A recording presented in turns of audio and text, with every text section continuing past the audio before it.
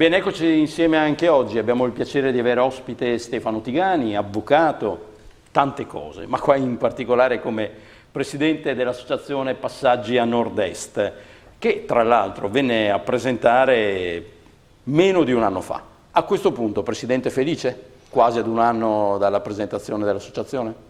Intanto grazie per l'invito e buona giornata a tutti. Sì, sono molto felice, molto soddisfatto. Noi ci siamo presentati il 22 settembre scorso a Mestre e in questi primi mesi di vita devo dire che abbiamo fatto tanta strada e soprattutto abbiamo mantenuto la coerenza con quello che era stato il messaggio iniziale che tu ben conosci. Ricordiamolo. Che è quello di una reazione, una voglia di reagire a una politica che ha perso le dimensioni che ne dovrebbero caratterizzare l'azione e farne un'arte nobile, cioè quella della vicinanza alle persone, dell'ascolto, ma anche della competenza. Possiamo dire è un'associazione di cittadinanza attiva. Sì, proprio questo. Quello che stiamo riuscendo a fare, siamo riusciti a fare in questi mesi, ci conferma quelle che erano state le premesse che ci avevano imposto di costituirci assieme a questo gruppo di amici, partendo diciamo proprio dalla lotta all'indifferenza verso una politica così degenerata, quella che un po' aveva alimentato giustamente la lotta alla casta.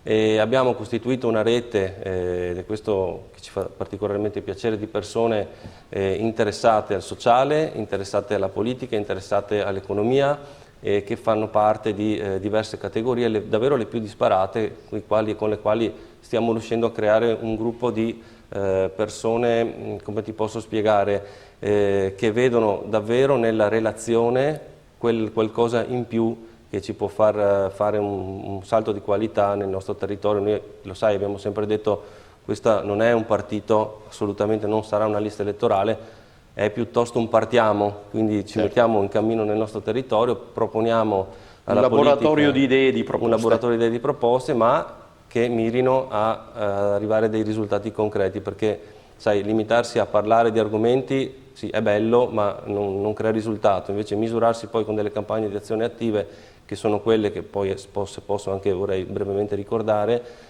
ti mette davvero in condizione di poter dire va bene, stiamo facendo un lavoro che ha senso. Ecco, nella nostra decina di minuti in particolare vorrei focalizzare l'impegno di Passaggi a Nord-Est nel campo ambientale, sì, che è una delle direttrici della vostra azione. In questo momento siete impegnati in una raccolta di firme, in calce ad una legge di iniziativa popolare con un titolo bellissimo che è Figli Costituenti. A livello nazionale c'è un coordinamento fra diverse sigle e l'obiettivo è quello di integrare due articoli della Costituzione. L'articolo 2 che recita: la Repubblica riconosce e garantisce i diritti inviolabili dell'uomo sia come singolo sia nelle formazioni sociali ove si svolge la sua personalità e richiede l'adempimento dei doveri inderogabili di solidarietà politica, economica e sociale. L'integrazione, dice, anche nei confronti delle generazioni future, promuove le condizioni per uno sviluppo sostenibile. L'articolo 9 recita: la Repubblica promuove lo sviluppo della cultura e la ricerca scientifica, tutela il paesaggio e il patrimonio artistico della nazione. L'integrazione aggiunge e riconosce e garantisce la tutela dell'ambiente come diritto fondamentale. Trovo questa legge di iniziativa popolare molto importante sul piano dei principi, perché sancisce la responsabilità della generazione attuale, nostra, nei confronti delle generazioni future. Mi pare questo sia lo spirito. Hai colto esattamente nel segno. Sai, il fatto di essere un'associazione, di non essere un partito, ci consente di guardarci un po' attorno e quindi anche di sposare proposte che diciamo non originino da voi, sempre da noi. E questa di Figli Costituenti ci è piaciuta particolarmente perché il ragionamento sul patto per le generazioni future, sulla difesa dell'ambiente come principio costituzionale, era qualcosa su cui stavamo nel direttivo già discutendo da un po'. L'abbiamo trovata praticamente già confezionata, è veramente ben confezionata nella proposta dei Figli Costituenti e l'abbiamo sposata.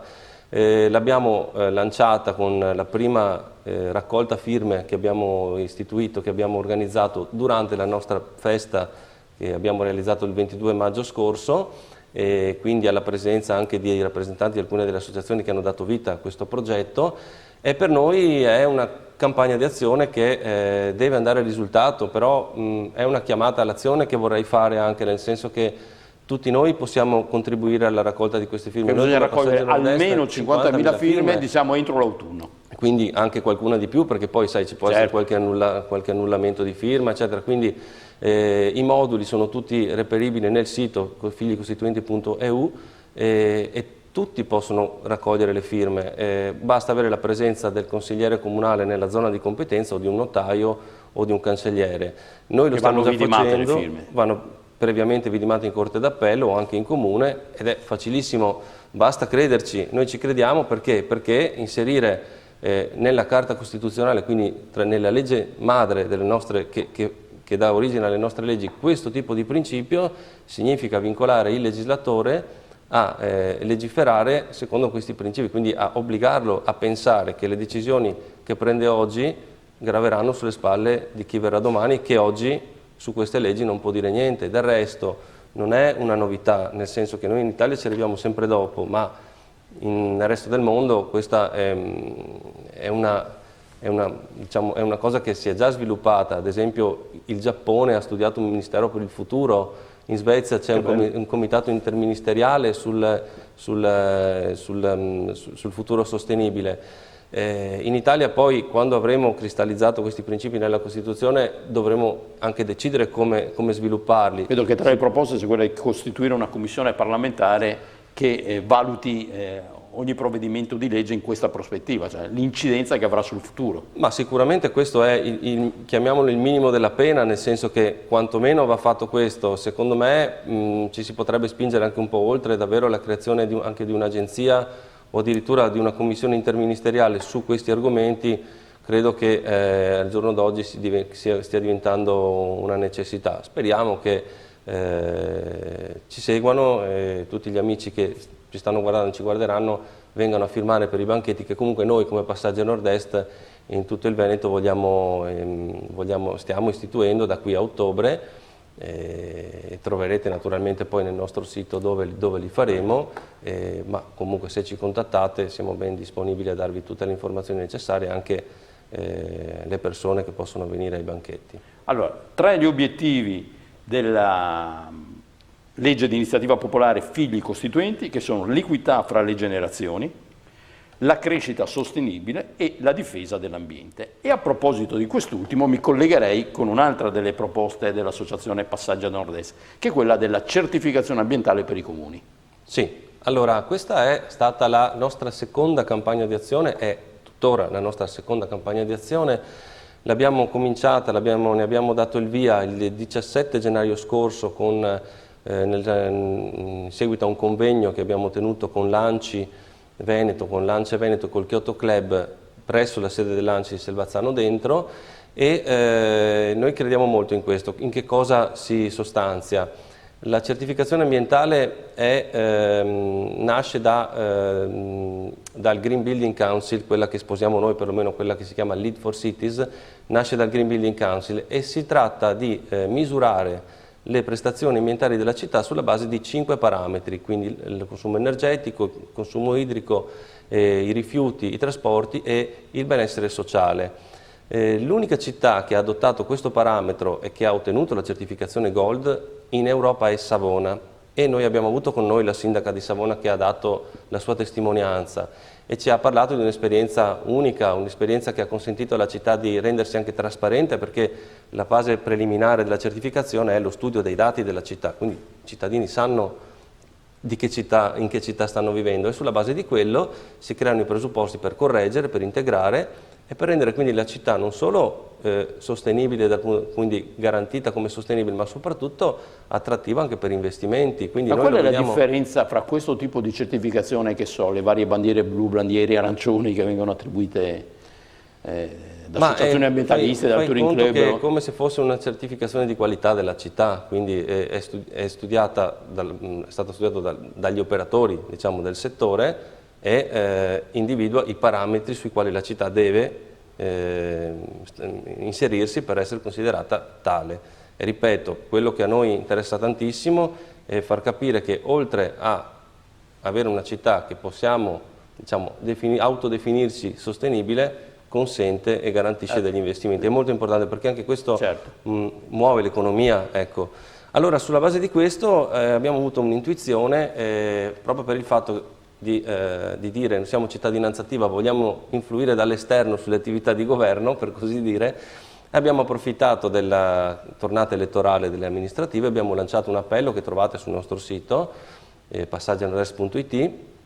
Cos'è questo appello? L'appello era: voi che vi candidate alle elezioni amministrative, vi impegnate, se sarete eletti, a intraprendere il percorso di certificazione ambientale della città? Devo dire che abbiamo avuto dei risultati sorprendenti perché quasi 80 candidati nel Veneto e anche 2 candidati alle elezioni europee, Alessandra Moretti e David Borrelli, hanno sottoscritto questo appello. E addirittura in alcune città hanno sottoscritto l'appello i candidati delle principali coalizioni che si contendevano. Quindi qualcuno ha anche vinto. Quindi siccome qualcuno ha anche vinto, abbiamo sicuramente già qualche sindaco, e l'abbiamo già individuato naturalmente, da andare subito a intercettare. Chiaramente la nostra finalità è quella di riuscire a costruire una rete di amministratori green, questo sarebbe il nostro obiettivo, ma ci siamo davvero, ormai è questione di giorni. Devo però anche dire che la Regione deve fare la sua parte, noi stiamo cercando di interloquire con la Regione proprio perché, siccome la città che aderisce a questo protocollo ha anche dei costi, sarebbe bello che la Regione ne finanziasse quantomeno 2 o 3 o qualche progetto pilota, perché davvero le soddisfazioni che abbiamo visto nel volto della sindaca di Savona ci piacerebbe vederle anche nei nostri sindaci. Grazie a Stefano Tigani, che è il presidente dell'associazione Passaggia Nord-Est. Ricordavo all'inizio anche tante altre cose, adesso si candida anche a fare il Segugio, perché i patti vanno rispettati. Esatto. E quindi seguirà evidentemente i sindaci che hanno sottoscritto questo appello, insomma, a far sì che anche nel Veneto i comuni possano certificarsi ambientalmente. Grazie, buon lavoro. Grazie a voi. A tutti voi, alla prossima.